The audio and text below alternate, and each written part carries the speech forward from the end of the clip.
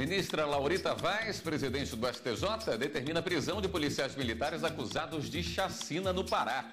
E você vai ver também. Deputado Paulo Maluf chega a Brasília para cumprir pena no presídio da Papuda. Ministro Luiz Roberto Barroso nega seguimento a habeas corpus de Paulo César Timpone, acusado de dirigir embriagado e matar 3 mulheres na ponte JK em Brasília.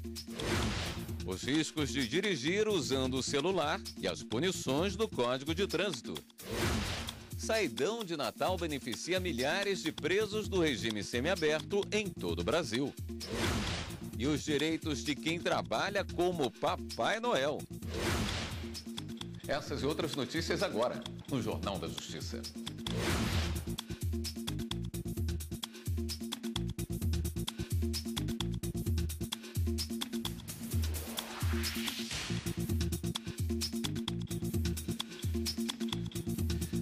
Boa noite. O deputado Paulo Maluf, condenado pelo STF, chega a Brasília para cumprir pena no presídio da Papuda. Repórter Ana Paula Ergang tem as informações. Boa noite, Ana Paula.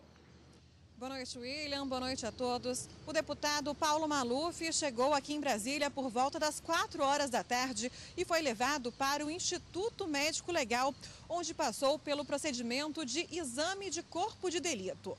Logo depois do exame, ele foi levado para a Papuda, onde vai começar a cumprir a pena de 7 anos de prisão, a qual foi condenado por desvios na Prefeitura de São Paulo.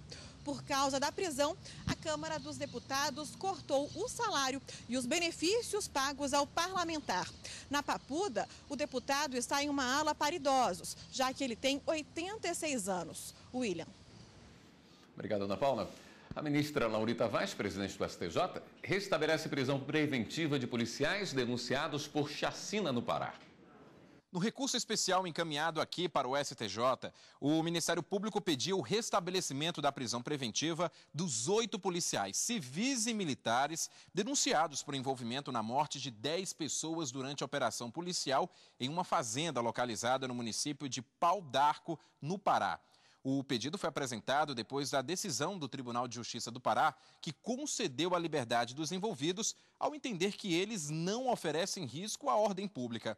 Na solicitação de tutela provisória, o MP alegou o receio dos sobreviventes serem procurados e mortos como queima de arquivo. Ao analisar o caso, a ministra Laurita Vaz destacou a gravidade dos crimes em apuração e os indícios de autoria e materialidade para aceitar o pedido do Ministério Público. Para a Laurita Vaz, a liberdade desses policiais acarreta a inevitável sensação de incapacidade do Estado de coibir atentados do mesmo tipo.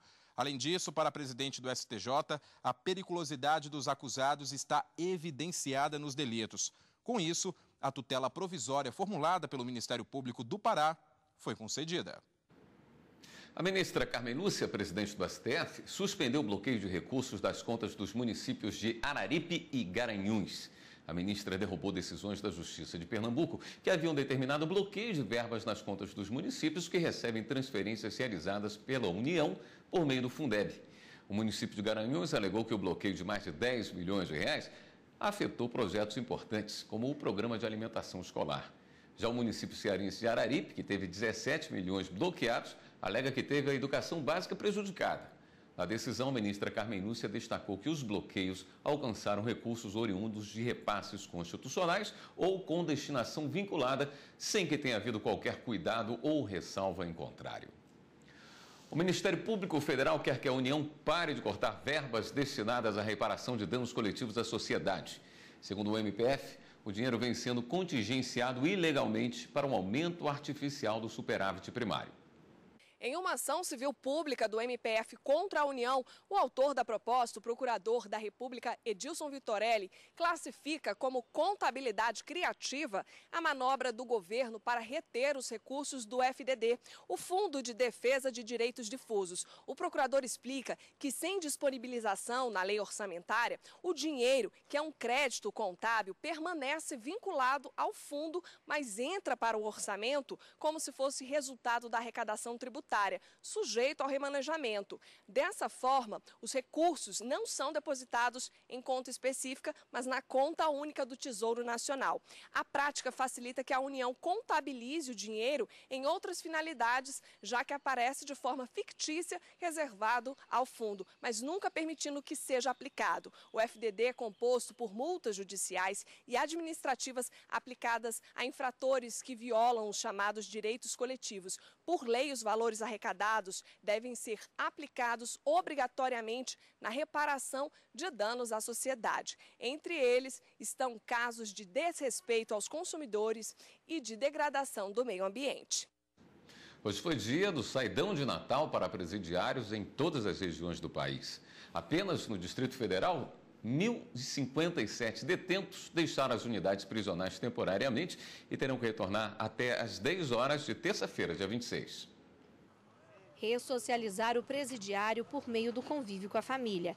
Esse é o principal objetivo dos chamados saidões, que geralmente são concedidos em datas comemorativas como Natal, Ano Novo e Dia das Mães. A saída temporária é uma saída prevista na Lei de Execução Penal, em que alguns presos que cumprem alguns requisitos, tanto objetivos quanto subjetivos, têm direito de sair exatamente com o objetivo de se ressocializar, né, de se reintegrar à sociedade aos poucos. Então, o objetivo da pena é reintegrar o preso à sociedade, reeducar o preso, e esses saidões é uma forma de colaborar com essa reintegração aos poucos. O benefício está previsto na Lei de Execução Penal e regulado de acordo com a portaria emitida por cada estado.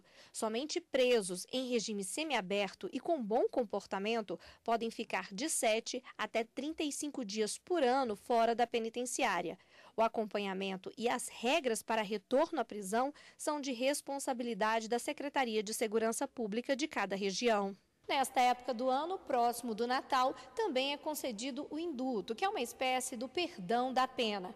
O benefício é previsto na Constituição Federal e só é vedado para quem cometeu crime hediondo, crime de tortura, tráfico de drogas e terrorismo. A lista com o nome dos detentos que vão ser colocados em liberdade é decretada pela Presidência da República. O ministro Luiz Roberto Barroso, do Supremo Tribunal Federal, negou o seguimento ao habeas corpus apresentado pela defesa do professor de Educação Física, Paulo César Timpone. Ele foi denunciado por embriaguez ao volante e prática de racha que provocaram a morte de 3 mulheres na Ponte JK, em Brasília, em acidentes de trânsito em outubro de 2007. Os advogados tentavam reverter a decisão do STJ, que confirmou o júri popular. Ao analisar o pedido, o ministro Barroso destacou a jurisprudência do STF para que o tribunal do júri decida se o crime foi doloso, quando se assume o risco, ou culposo, sem intenção de matar. Você vai ver no próximo bloco do Jornal da Justiça. Os riscos de dirigir usando o celular e as punições do Código de Trânsito. A gente volta já já. O Superior Tribunal de Justiça anulou prorrogação de interceptações telefônicas autorizadas sem fundamentação em um caso de tráfico de drogas. Uma nova sentença deve ser declarada no processo com a retirada das provas obtidas por meio das escutas. O caso analisado trata da condenação de 9 pessoas de uma organização criminosa de tráfico de entorpecentes que atuava entre os estados do Pará e do Amapá. A defesa deles alega que as interceptações telefônicas seriam nulas por falta de fundamentação. O relator, ministro Nefe Cordeiro, constatou a ilegalidade. Ele destacou que as decisões de quebra de sigilo telefônico e de interceptação realmente não estavam devidamente fundamentadas. Para o ministro, a decisão não apontou elementos de convicção que efetivamente indicassem a necessidade da medida. Escola do Distrito Federal consegue na Justiça o direito de reprovar estudantes do ensino fundamental, o que era proibido pelo Conselho de Educação do DF. Reprovar ou não os alunos nos 3 primeiros anos do ensino fundamental. O tema é polêmico. A Lei de Diretrizes e Bases da Educação Nacional prevê em seu artigo 32 que é facultado aos sistemas de ensino desdobrar o ensino fundamental em ciclos. Ou seja, as escolas podem unificar os 3 primeiros anos do ensino fundamental em um ciclo no qual a reprovação ocorre apenas no último ano. Só que aqui no Distrito Federal, uma resolução do Conselho de Educação tornou esse sistema, adotado nas escolas públicas, obrigatório para as escolas particulares. Mas o Tribunal de Justiça do DF entendeu que essa obrigatoriedade fere o disposto na lei nacional. Nós temos várias formas, várias abordagens pedagógicas, várias formas diferentes de formar os estudantes. E a partir dessa premissa, desse princípio do pluralismo que nós adotamos, é preciso abrir espaço para que as escolas façam as suas opções. Com a polêmica, o Conselho recuou e agora todas as escolas particulares de Brasília têm autonomia para decidir sobre o modelo de ensino. O problema não é o ciclo de ensino em si, essa questão de aglutinar os 3 primeiros anos para serem trabalhados em conjunto. O problema é a obrigatoriedade, a imposição desse modelo para todas as escolas. Aí é que residiu realmente o conflito e que acabou levando a essa mudança de posição, felizmente, por parte do Conselho de Educação aqui do Distrito Federal. A Associação de Pais e Alunos defende que as escolas precisam ter liberdade e que os pais devem acompanhar de perto o desenvolvimento dos filhos. A escola é a responsável por esse processo. A escola tem que fazer as intervenções necessárias, as intervenções e adaptações curriculares necessárias para aqueles alunos que têm dificuldade. Deve chamar os pais para encaminhar para um diagnóstico para ver se há problema. Para a associação, o modelo que tem sido adotado pelas escolas públicas não tem funcionado, já que quase 50% dos alunos têm sido reprovados no fim do ciclo, quando terminam o 3º ano do ensino fundamental. Muitas vezes o problema pelo qual o aluno não aprende uma determinada matéria está no método do ensino e às vezes está ali entre os professores, E isso tem que ser corrigido e às vezes os pais não sabem. Então, o que ocorre com a reprovação do aluno? O aluno vai ser retido e os pais vão ter que pagar 1 ano a mais. Então, os pais têm que estar atentos desde o início do ano. Todo motorista sabe que é proibido dirigir falando ao celular, mas muitos insistem em desrespeitar a lei. A infração já é a 3ª causa de acidentes com mortes no trânsito no Brasil. Na hora de dirigir, a lei determina que o motorista tem atenção total para o trânsito, mas na prática não é bem isso que acontece. Muita gente assume que atende o telefone e até digita mensagens. Às vezes a gente tem um compromisso, a gente tem que atender e é difícil às vezes não atender, Infelizmente a gente atende. É bom prestar atenção, porque eu já bati o carro olhando pro WhatsApp. Foi uma coisa besta, mas que me prejudicou. Em todo o país, 150 pessoas são vítimas diariamente de acidentes em razão do uso do celular ao volante. Por ano, esse número sobe para 54 mil, segundo estudo da Associação Brasileira de Medicina do Tráfego. O levantamento indica que o celular é a 3ª maior causa de morte no trânsito, ficando atrás apenas de embriaguez e excesso de velocidade. Nós temos estudos, inclusive internacionais, que as pessoas passam a ter um comportamento como se estivesse dirigindo sob influência de álcool. Sai da faixa, colide no veículo da frente, avança o semáforo, coloca em risco o pedestre. Então, cria todo um conflito no trânsito, aumentando o risco e a possibilidade de termos mais acidentes nas vias de todo o país. Diante dessa realidade, a multa para quem é flagrado usando o celular subiu em novembro de 2016. Passou de R$ 130 para R$ 243,47. Além disso, a infração passou de média para gravíssima e o condutor recebe 7 pontos na carteira de habilitação, medida que mudou o hábito de alguns motoristas. Primeiro a multa, que é pesada pra caramba, e segundo, acidente não é brincadeira, Eu já deixo o meu desligado para não ter esse perigo no silencioso. Isso a gente tem que tomar maior cuidado, principalmente agora nessa época de chuvas, porque qualquer deslize realmente é muito perigoso. Mesmo assim, o número de multas aplicadas pelos agentes de trânsito aumentou. Só no Distrito Federal, de janeiro até outubro de 2016, mais de 47 mil pessoas foram autuadas. No mesmo período desse ano, foram registradas mais de 58 mil.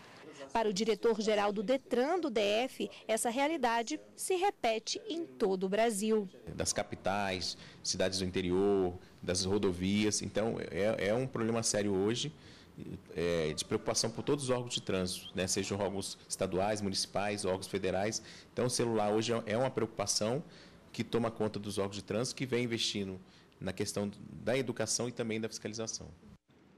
Para discutir essas e outras questões sobre o trânsito, eu recebo o advogado André Rezende. Doutor André, obrigado por estar aqui com a gente. Obrigada. Às vezes as pessoas ficam com dúvida se é proibido falar ao celular ou é proibido tirar uma das mãos ao volante. Se não me engano, no início, a lei, como não existia uma lei específica sobre celulares, o que era aplicado era dirigir com uma das mãos, né? E aí continuou essa dúvida. Pode-se falar no Viva Voz?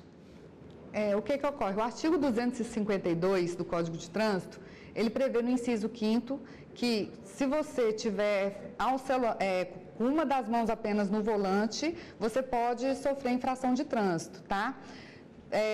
Depois tivemos o inciso 6º, que prevê a possibilidade da pessoa ser autuada por estar falando ao celular.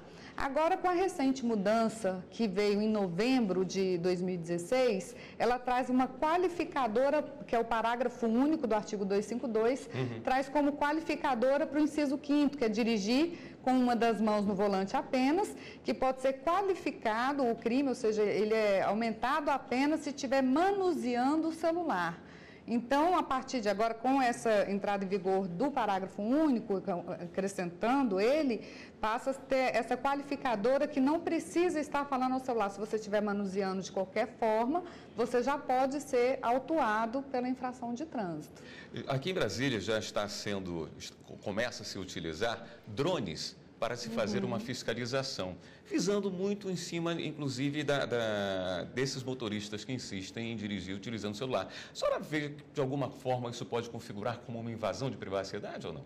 Não, acredito que não, porque o Código de Trânsito, ele prevê que as infrações de trânsito podem ser aplicadas por meios eletrônicos, imagem, vídeo, de qualquer forma que ela for constatada. Então, a própria lei já traz a abertura para esses avanços tecnológicos, tá? O que não pode ocorrer é a infração ser aplicada sem uma sinalização dela anterior.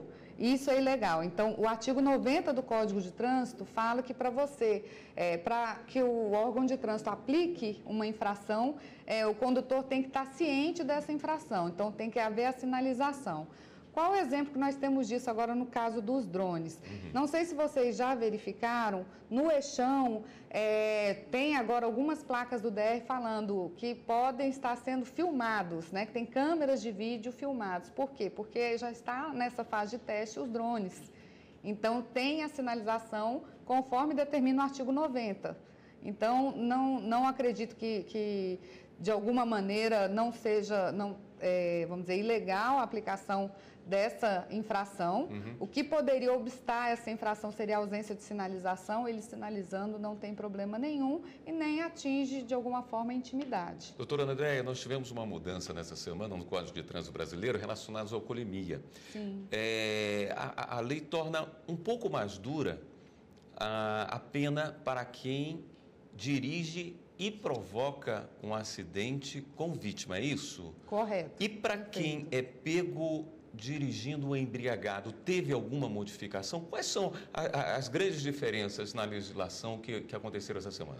Bom, nós já tínhamos o artigo 306, que era o crime de dirigir sob influência de álcool, tá? Esse crime, ele prevê uma penalidade de 6 meses a 3 anos de detenção, tá?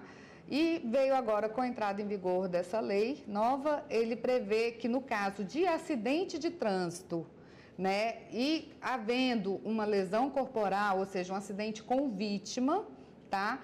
Esse condutor que estava dirigindo sob influência de álcool, ele vai ter um aumento de pena. E, da mesma forma, ele prevê também um aumento de pena para o caso em que no acidente de trânsito ocorreu vítima fatal, que é o caso de morte. Então, prevê, inclusive, a possibilidade agora de, no acidente de trânsito com vítima fatal, o motorista embriagado, aquele acidente ele ter sido considerado, em vez de culposo, o acidente ser considerado doloso. Já era uma tendência, né? Já era uma tendência, a gente já tinha jurisprudência nesse sentido de que a pessoa que ingere bebida alcoólica e dirige embriagado, ela assume o risco de matar no trânsito. Então, era até então um entendimento, né, jurisprudencial. E agora não, agora é uma previsão legal. Obrigado, André Rezende, por estar com a gente aqui no Jornal da Justiça. Obrigada. E você vai ver a seguir, aqui no Jornal da Justiça. Veja os direitos de quem trabalha como Papai Noel. A gente volta em instantes.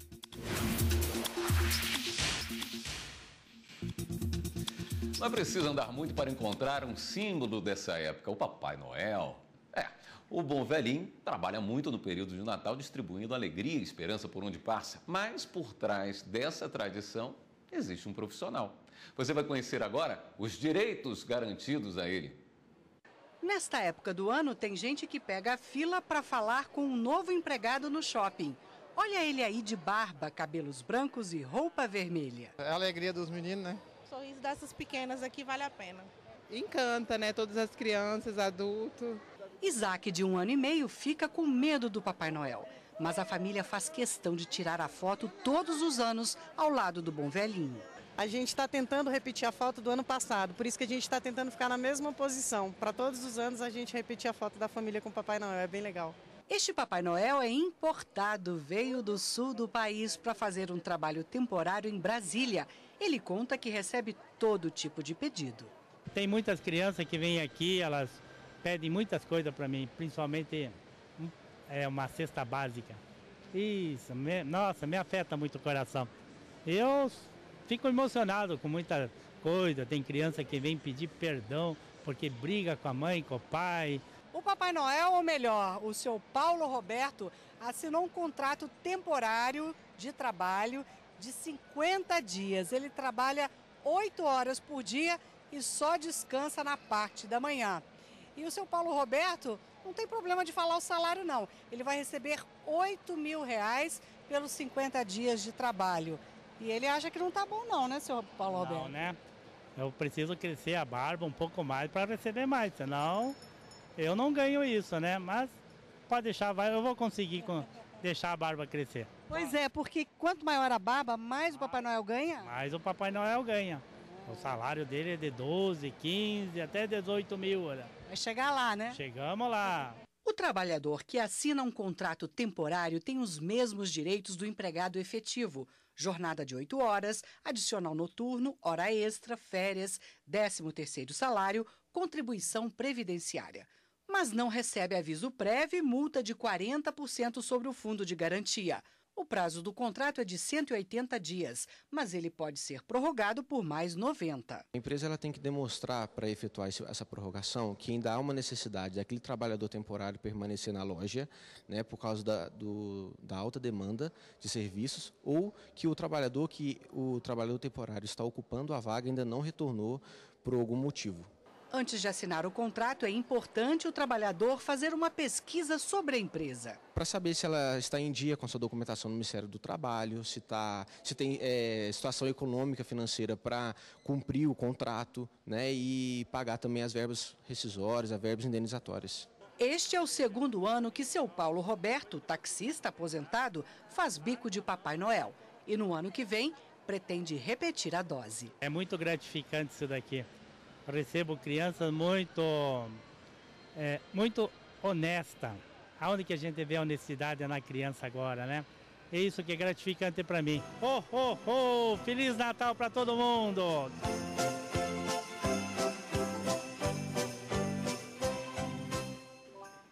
O Natal em prosa e verso. Há 3 dias dessa data tão importante, nós convidamos poetas para desejar a você e sua família um Feliz Natal e um próspero Ano Novo. São os votos da equipe da TV Justiça.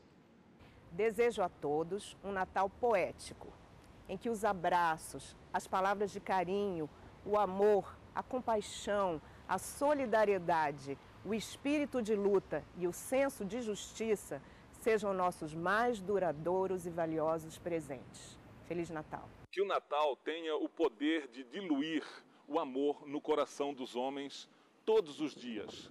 Que a gente viva o Natal aos pouquinhos, aos pedacinhos, que a gente viva o Natal o ano todo e não só no Natal. São esses os meus votos a todos vocês. Estrela de Belém, alumia no Natal de cada dia, coração e mente dos que têm trono. Alumia também o caminho dos que nada têm. Estrela, dilua o que é marvado, o que é nocivo, o que é excessivo, o que a ninguém faz bem. com humanismo, vai se alegrar muito mais o menino Cristo. Amém. Tenho o vício de viver assim sem adereço, esperando o balde para chutar, inaugurar outro recomeço e voltar ao ofício de ser feliz enquanto tudo é o avesso. Feliz Ano Novo! O Jornal da Justiça fica por aqui. Uma boa noite para você, um Feliz Natal e continue aqui na TV Justiça.